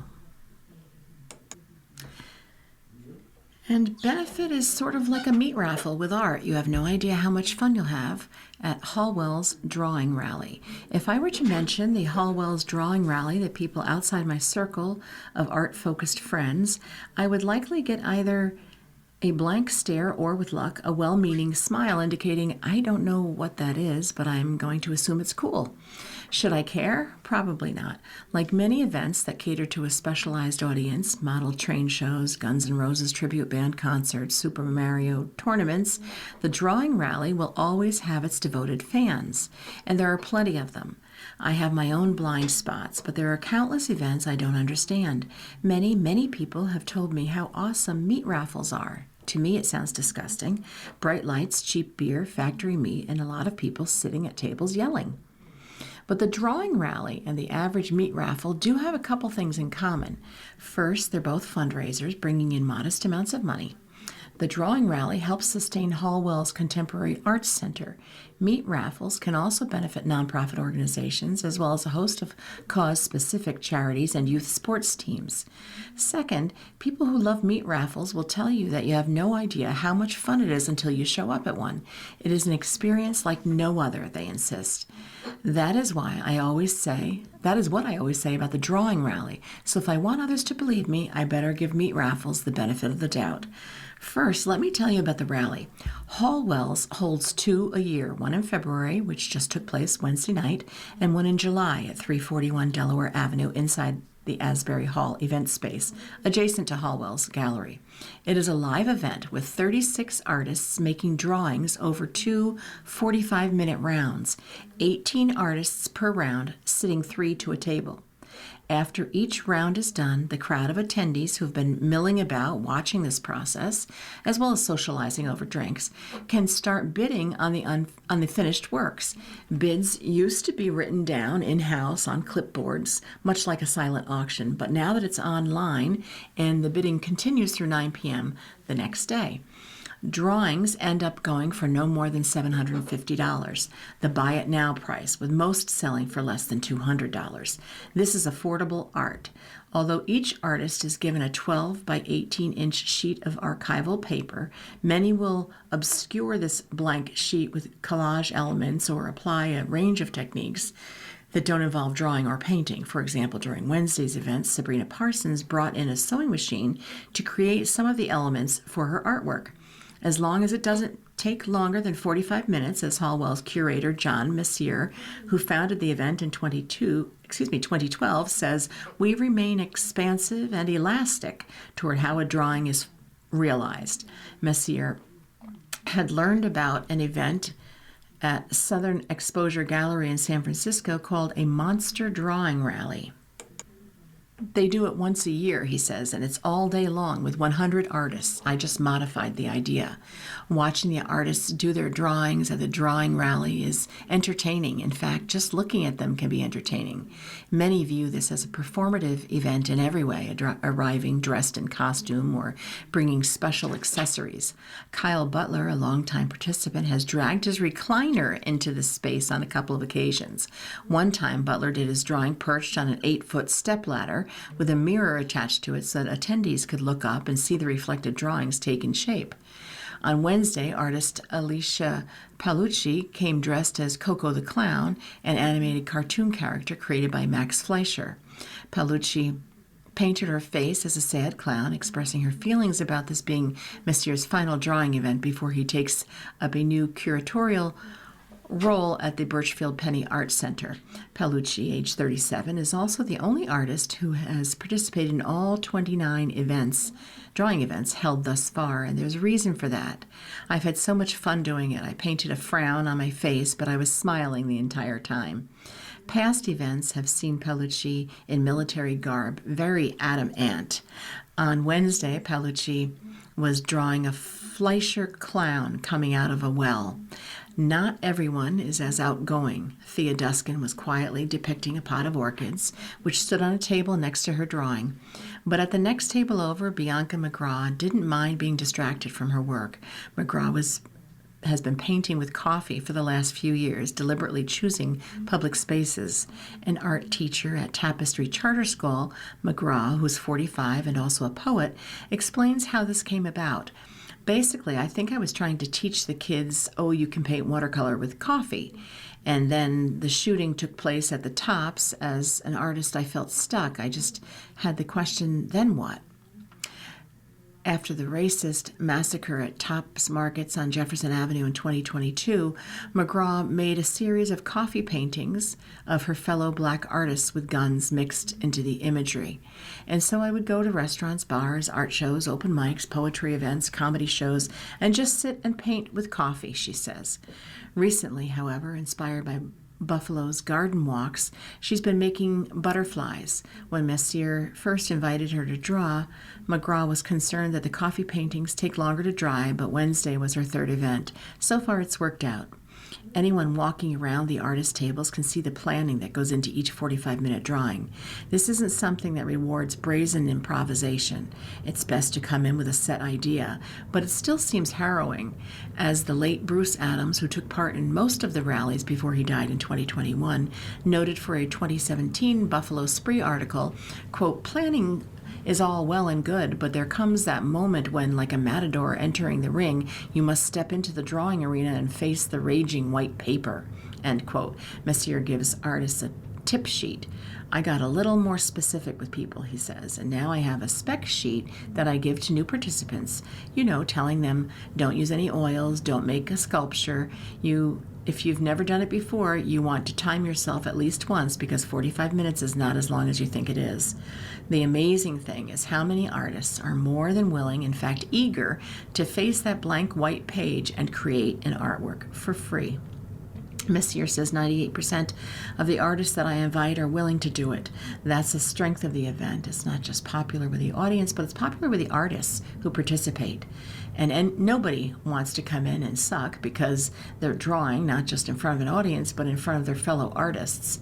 It's a fundraiser, but it is a community event. Even this week, one of the artists came to me and said, "This is my favorite event. I'm always willing to do it."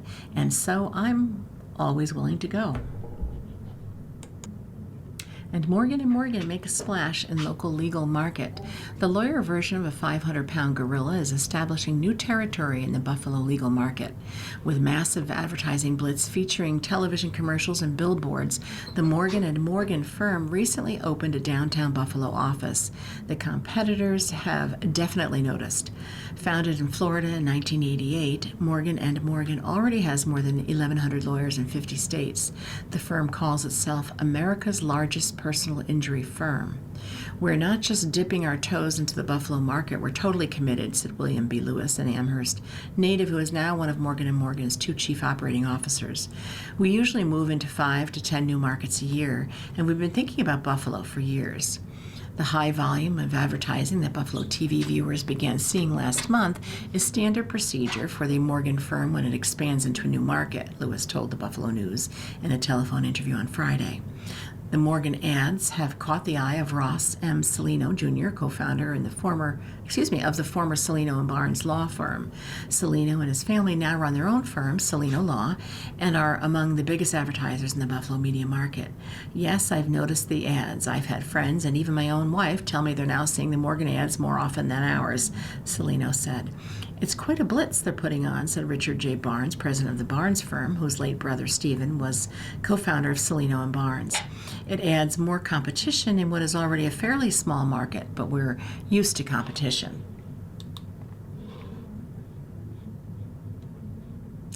In my opinion, this is really going to hurt some of the smaller firms that are based here in Buffalo and know the community, said Chris O'Brien, senior partner of the O'Brien and Ford law firm. The vast majority of law firms do not have $1 million to spend on advertising. O'Brien said he questions whether a law firm as large as Morgan & Morgan will provide the level of personalized service that clients get from a smaller firm based entirely in Buffalo.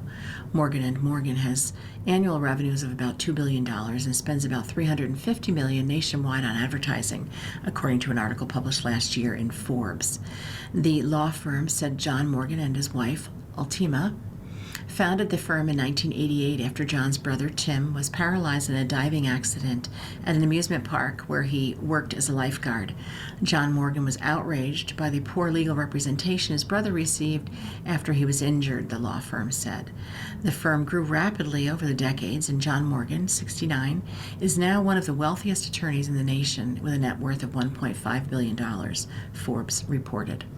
The firm said it has recovered $30 billion for its clients over 3 years. We are making sure that every injured person in Buffalo has a local champion in the resources of a national firm behind them, John Morgan said in a press statement issued on Friday. The new Buffalo office has 4 attorneys and 12 support staffers, with plans to add more, said the lead attorney, Joseph Morath Jr., a Buffalo native who is a former partner of Terrence M. Connors in the Connors LLP law firm. Morath said he considers Connors one of Buffalo's top attorneys for more than 4 decades to be his mentor. Morath said he took the new job because the Morgan firm has huge resources and a wide range of experts to help its clients in legal actions that are often opposed by huge insurance companies. When a client is taking on a big corporation or a billion-dollar insurance company, it's like a David and Goliath situation. Now our clients will have a Goliath on their side, said Morath, who was also a partner in the Morgan firm. We were sorry to lose Joe, but he will do a great job for Morgan & Morgan, Connors said of Morath. He declined to comment further on his new competition.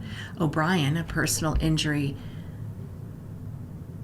attorney in Buffalo for 37 years, said every law firm, including Morgan & Morgan, has the right to start new operations in Buffalo and spend big dollars on advertising.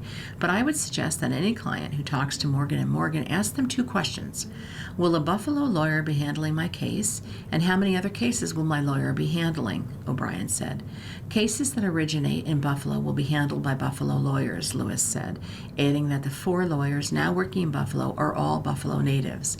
I would say that on average, our lawyers are handling 60 to 80 cases each at a given time, which I think is a manageable number, Lewis said. They'll also have access to experts from all over the country to help them. While he views Morgan & Morgan as a competitor he will be battling with for clients, Celino said he has known, liked, and respected Robert Morgan for decades. Celino said Morgan advised him and Stephen Barnes around 1995 when they were preparing to begin a huge advertising push in the Buffalo area. He invited us down to Florida, where he met with us and provided us with some very sound advice, Celino said. I've always respected him. Saturation Advertising helped Celino and Stephen Barnes grow their firm from a 2-lawyer operation to one of the busiest personal injury firms in the nation. In 2017, Celino decided to break away from Stephen Barnes, and after a legal dispute, Celino and Barnes split into 2 firms. Stephen Barnes died in a 2020 airplane crash. Does Buffalo need more personal injury lawyers? I'm not going to say whether we need them, Richard Barnes said, but it is a smaller market, and we do have quite a few attorneys. We have a fine law school here at UB that turns out a lot of new attorneys every year. A lot of them want to stay here and work because it's a great place to live and practice.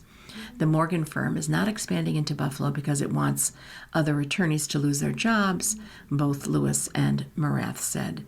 We're in a lot of other markets, and there are a lot of other attorneys and plenty of clients in these markets, Lewis said. We get really good value for our clients, and that should raise the bar for everyone. You're listening to a reading of today's Buffalo News on your Niagara Frontier Radio Reading Service. And asking Eric, grandson has no motivation, daughter enables him. Dear Eric, my 26-year-old grandson has never held a job. 3 years ago, he earned a master's degree. Despite his achievement, he engages in all-night computer gaming, sleeps during the day, and lacks motivation to seek employment. His father is out of the picture, and his mother, my daughter, maintains him in every way. She loves him and seems hesitant to address the situation directly. While she works and manages the household, I occasionally assist, which I don't mind doing. However, I feel that my assistance inadvertently reinforces his destructive behavior. I would appreciate any suggestions on how to help this individual break free from his detrimental routine. Signed, Concerned Grandfather. Dear Grandfather, you have the opportunity, as someone who is a helpful, consistent presence, to have a frank conversation with your grandson. I'd encourage you to take it. You can ask, what is your plan for employment? Are there obstacles standing in your way? Would you like some advice? Are there specific areas in which you'd like my help?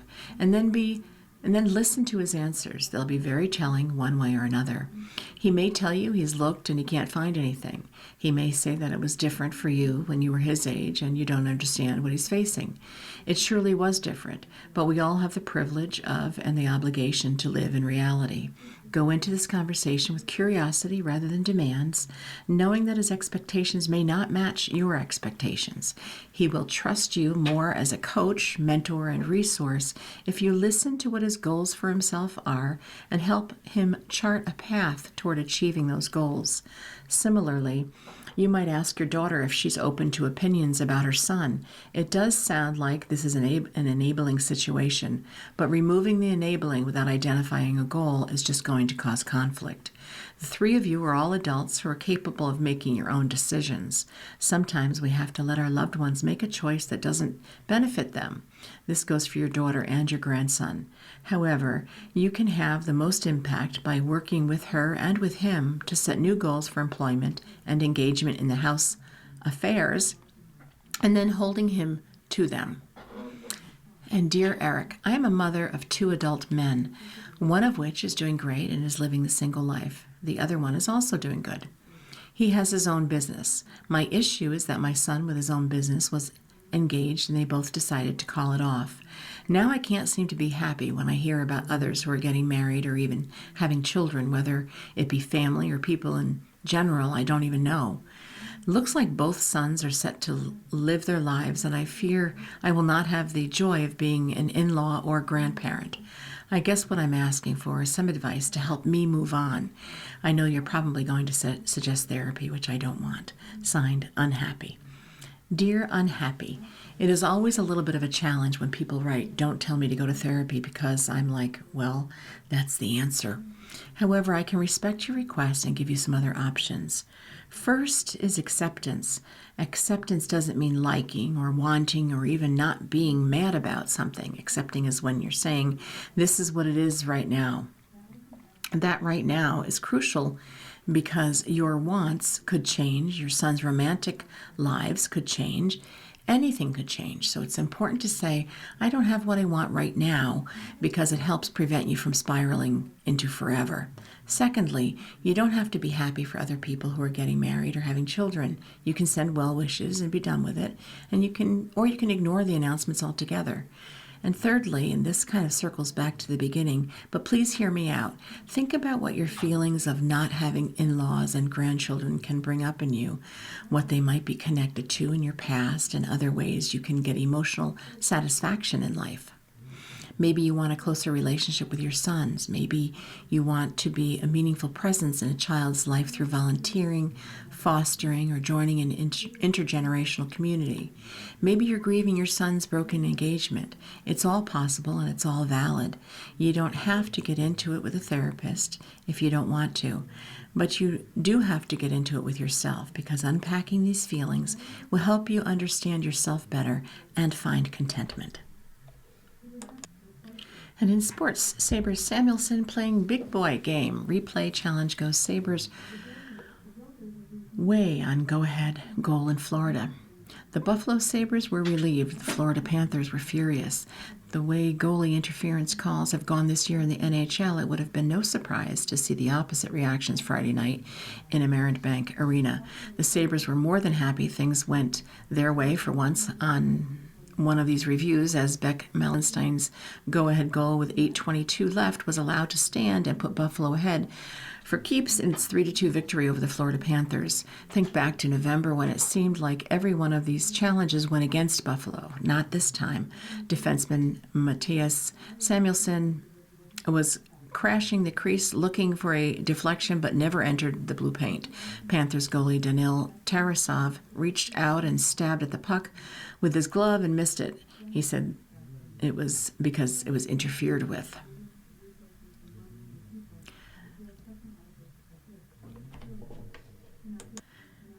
Panthers coach Paul Maurice immediately challenged for goalie interference, and sellout crowd of 19,873 had to wait for a decision out of the NHL Situation Room in Toronto. Good goal. Television cameras caught Maurice's furious reaction on the bench. Several Panthers pounded on the boards with their sticks in frustration. The Situation Room called the contact incidental and said the goal stood because Tarasov reached into the white ice and there was no contact in the blue paint. The main characters reacted as you might expect. Melenstein, it's a gray area and we've seen calls go both ways. They're trying to protect goalies. We want to see goals. It's easy to argue both ways. And Tarasov said, I don't know what these guys are smoking in there in the Situation Room. Are they disappointed about yesterday's loss by the Toronto Maple Leafs in Florida? I don't know. It's hard to say. They say it was slightly contact that's allowed because he's trying just to tip this puck, but I can't even move a different way, and he's just stopped me reaching this puck. Maurice said, I thought Samuelsson is riding the glove and made contact with it twice. So for me, that one was pretty quick and pretty easy. I didn't really spend much time thinking about it. Felt like it was more incidental. I think Tarasov gave you probably the best answer. Just ride what he said. Sabres coach Lindy Ruff said, when I looked at it, I thought it was a goal. Maybe I'm biased, but he wasn't in the crease.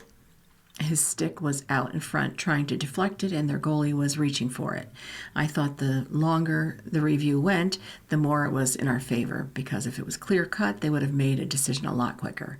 On one point, based on what the Sabres have seen this season, both sides can agree that Tarasov's final salvo, the rules, they change it all the time, every single game.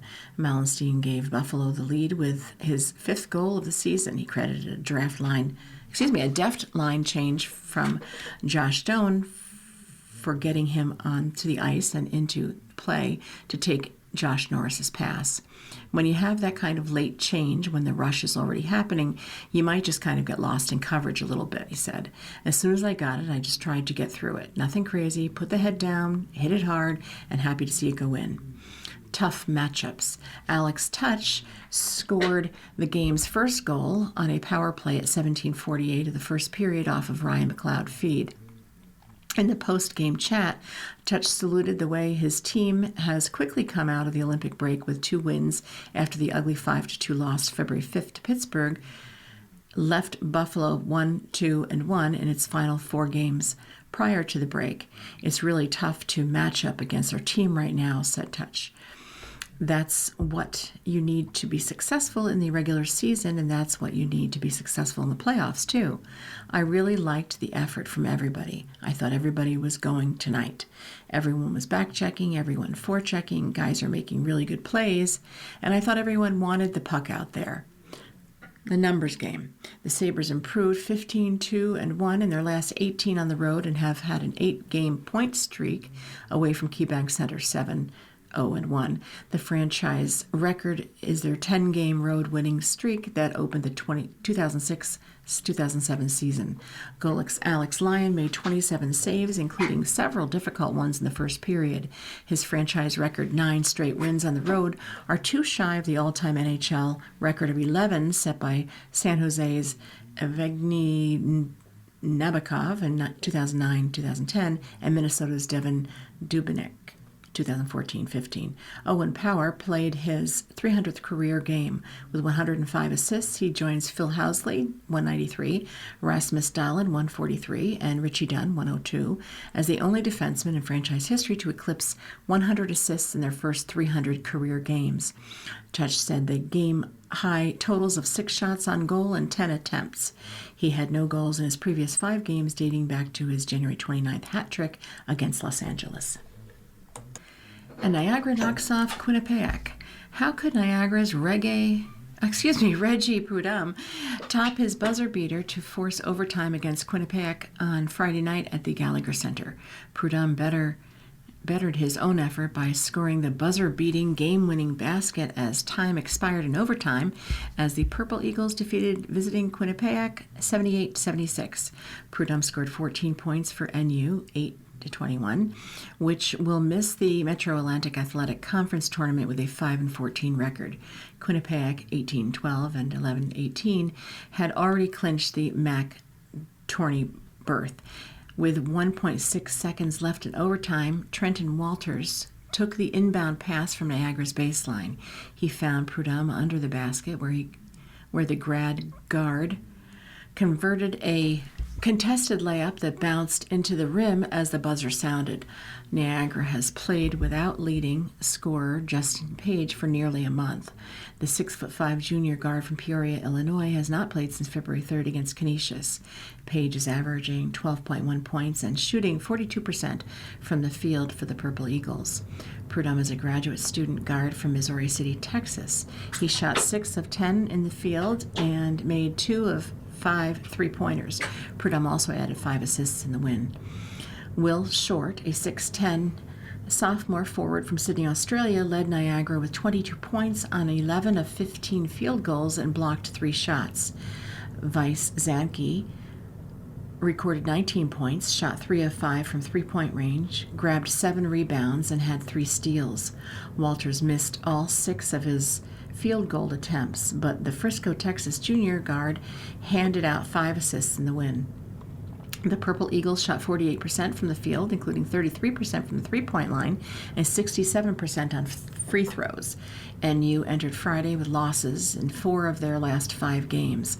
Niagara's previous win was February 15th when Justin Hawkins drew a goaltending call with 5 seconds left to beat Iona 70-68 in a comeback win at the Gallagher Center. And Sim Jones's 18-point led 4 Quinnipiac players in double figures. He shot 6 of 10 from the field, 2 of 5 from 3, 4 of 6 from the free throw line, and added 3 steals. Amari Monroe added 16 points, 7 rebounds, and a block while converting 5 of 12 from the field and 5 of 6 free throws. Jaden Zimmerman recorded 11 points and 6 assists on 3 of 14 shooting. Quinnipiac reserve Keith McKnight posted 10 points, 7 rebounds, and a block on 5 of 7 from the field. The Bobcats shot 42% from the field and 71% at the free throw line. Niagara will host MAC regular season champion Merrimack at 1 p.m. on Sunday. And Canisius beats Merrimack. Brian Jonah's 18 points helped Canisius pull away with a 67-62 win over Merrimack at Kozler Athletic Center.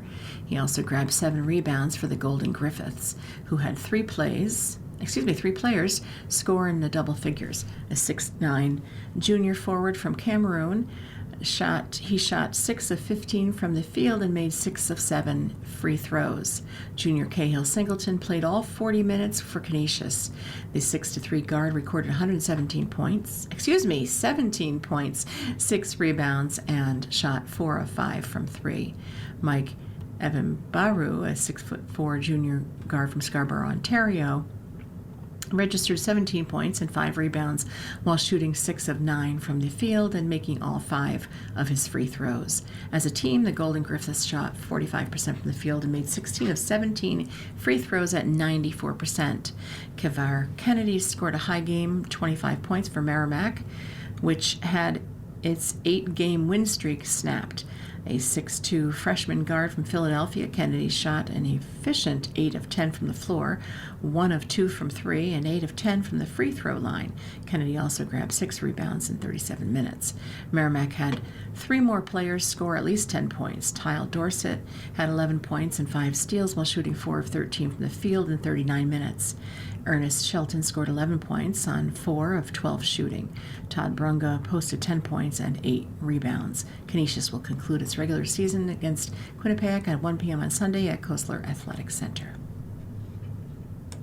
And in baseball, Dodgers Snell is making progress. The Los Angeles Dodgers do not expect 2-time Cy Young Award winner Blake Snell to be ready for opening day as he works on coming back from a shoulder injury that has lingered since last season. Their manager Dave Roberts told reporters on Friday that the lefty has been throwing on flat ground, not the mound, and is making progress. Snell was limited to 11 games last year in the regular season, going 5-4 with an 2.35 ERA. He was 3-2 in 6 postseason starts and helped the Dodgers repeat as World Series champions. In a spring training game against San Francisco, right-hander Yoshinobu Yamamoto gave up 2 runs and 5 hits while striking out 5 over 3 innings. Yamamoto will head to Japan for a World Baseball Classic with Dodger teammate Shohei Ohtani. The Giants scratched slugger Rafael Devers from the starting lineup because of a tight hamstring, keeping him out of spring training game against the Dodgers. The 3-time All-Star and 2018 World Series champion is starting his first full season with the Giants after they acquired him in a trade with the Boston Red Sox last year. Devers hit 35 home runs and had 109 RBIs last season, playing 90 games with San Francisco and 73 in Boston. He signed a $313.5 million 10-year contract in 2023 with the Red Sox. He was 20 when he made his major league debut in Boston 9 years ago, and the following year he helped them win the World Series. Devers, who has 235 career homers and 747 RBIs, led Boston in RBIs for 5 straight seasons and has finished in the top 20 in voting for AL MVP 5 times. The Rangers' Young is injured. Texas Rangers third baseman Josh Young is expected to miss about 10 days with an adductor strain. Rangers manager Skip Shoemaker also told reporters, including MLB.com, on Saturday that designated hitter Justin Fusco has a hamstring strain and could miss 10 days.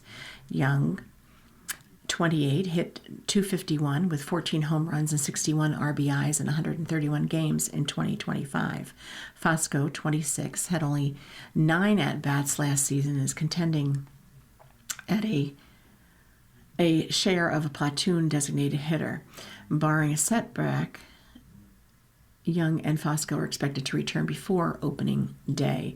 And former MLB pitcher David Serafini was sentenced Friday to life in prison without the possibility of parole in the 2021 shooting of his wife's parents during a burglary in their home by Lake Tahoe, authorities said. Serafini, 51, was convicted in July 2025 of first-degree murder of his father-in-law, Gary Spoor, attempted murder of his mother-in-law, Wendy Wood, and first-degree burglary. Spoor was killed and Wood survived, though she died a year after the shooting. Placer County District Attorney Morgan Geyer said in a Friday statement that Spoor and Wood were loving grandparents and that Serafini's crimes greatly impacted family members and friends. The impact of this attack extended far beyond the immediate victims, deeply affecting family members and the broader community and highlighting the lasting harm caused by deliberate violence, Geyer said. Serafini's attorney did not return request for comment. And in letters, should Bills favor offense or defense with first pick? Welcome to this week's Bills Mailbag. Let's get right to your questions. Rick asks, doesn't it take a while for a new defense to mature, to work as designed? If so, why not go for quality number 1 wide receiver now who can stretch the field and opposing defense so we can outscore opponents while the defense gets dominant? And Jay responds, that's not a bad idea. I guess most fans would agree with you too. The thinking is sound. If you can't stop teams on defense, pivot and build the best offense possible to outscore the opponent. Unfortunately, the Bills haven't been able to do that in their most recent playoff losses. If Josh Allen had a better set of weapons at wide receiver against the Broncos, would things have been different in the 2025 playoffs? It seems reasonable to think that would have been the case. I can see the argument for Brandon Beane using his first-round pick on either side of the ball. The change in defensive scheme from a 4-3 to a 3-4 will necessitate some new personnel. It's also the side of the ball that has consistently let the team down. However, if the strategy is going to be maximizing Allen's ability on offense, he needs better tools at wide receiver.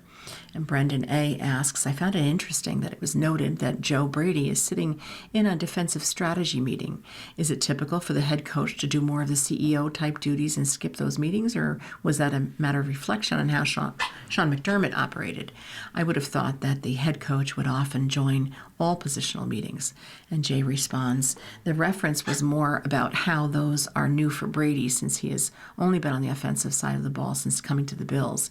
Getting a chance to see how the defensive meetings operate is new to him. McDermott would spend time with both sides of the ball, sometimes gravitating to the side that might have been struggling in the moment to see what could be done to get it back on track. There isn't enough time in the day for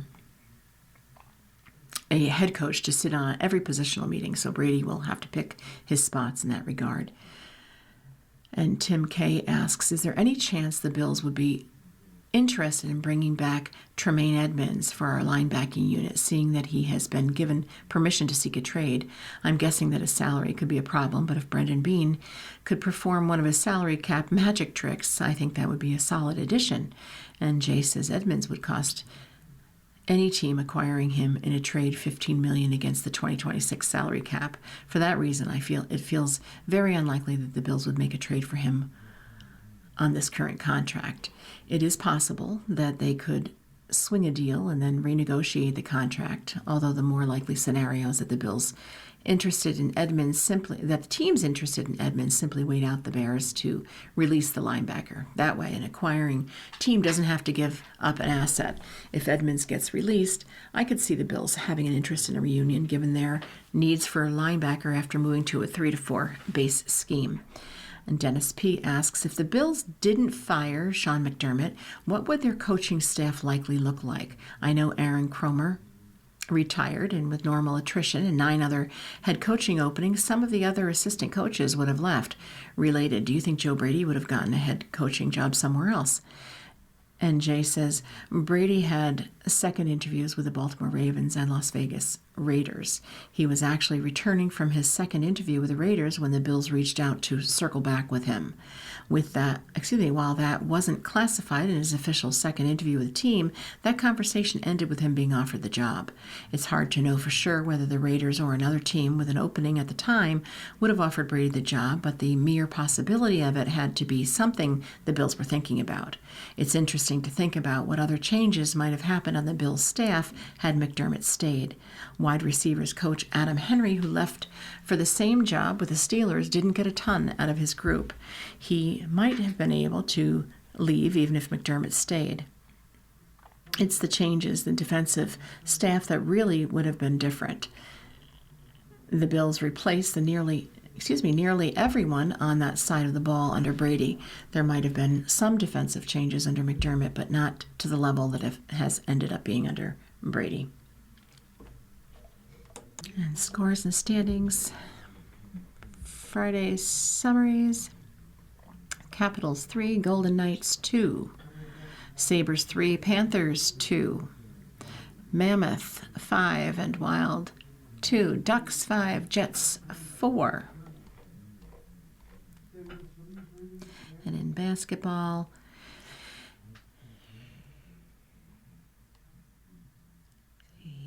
Pistons 122, Cavaliers 119 in overtime. Celtics 148, Nets 111. Knicks 127, Bucks 98. Grizzlies 124 and the Mavericks 105. Thunder 127, Nuggets 121. And college men, Niagara 78, Quinnipiac 76 in overtime. Canisius 67, Merrimack 62. In college women's, in baseball, MLB spring training taking place. College men's Friday scores. Number 3, Michigan 84. Number 10, Illinois 70. Number 21, Miami 69. And Western Michigan 67. Canisius 67, Merrimack 62, Columbia 80, Brown 62, Cornell 72, Yale 69. Dayton 68, George Washington 66, Fairfield 72, Siena 58, Georgia Southern 99, Marshall 82, Harvard 58, Princeton 56, Iona 80 and Ryder 58, Niagara 78, Quinnipiac 76 in overtime, Pennsylvania 80, Dartmouth 70, Sacred Heart 77, Mount St. Mary 69, St. Peter's 75, Manhattan 65, Coastal Carolina 69, James Madison 68, Old Dominion 81, Georgia State 73, Southern Miss 68, South Alabama 55, Troy 80, Louisiana Monroe 65, and the Midwest Akron 92, Kent State 70, and Southwest Arkansas State 81, Louisiana 58, Texas State 60, Appalachian State 57. And you have been listening to a reading of articles and features from the Buffalo News for March 1st, 2026. We read from the Buffalo News live on weekdays and Sunday mornings at 9 a.m. and rebroadcast at 4 p.m.